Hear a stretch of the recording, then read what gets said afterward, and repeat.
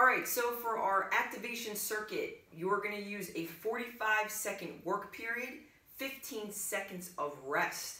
You're going to run through this 2 to 3 times depending on your fitness level or time constraints. So I'm going to bounce between 2 different bands, this mini band and this stick one. So the first thing we're going to do is a seated abduction. So for this one, I'm going to use thin band. I'm going to go underneath the knees. Okay, I'm going to sit nice and upright and tall. Okay, so I'll move the camera a little bit. So upright, what we're going to work on doing is pulling the knees in so they touch and pressing out for 45 seconds. My feet are flat. You really want to focus on the outside of your glutes and making sure your big toe stays pressing down the entire time. You can see me in the back.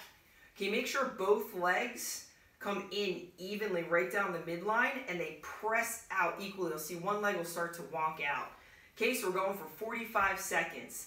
Next, we're going to stand up, all right, and we're moving into our hip thrust. So I'm going to stay with this band. I'm just going to move it above my knees. I'm going to go all the way down so my chest is supported. Look at a hip thrust. Your shoulder blades should be on the back. Hands are up.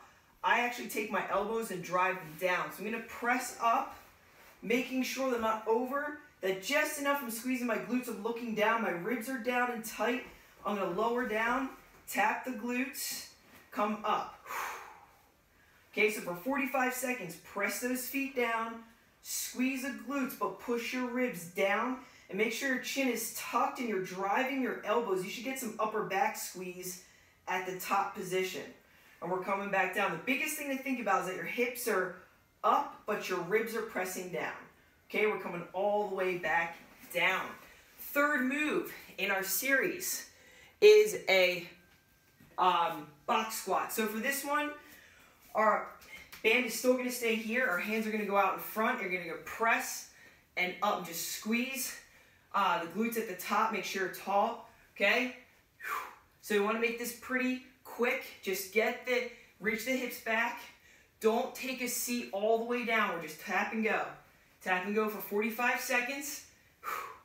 Okay, I would definitely probably use the orange band for this. It's pretty light, but you do what you can do. Fourth exercise, we're getting into a hip walk. So what we're going to do is, I'm actually going to scoot this up a little higher. Okay, and what we're going to work on doing is for 45 seconds, the first move that you're going to do is go out.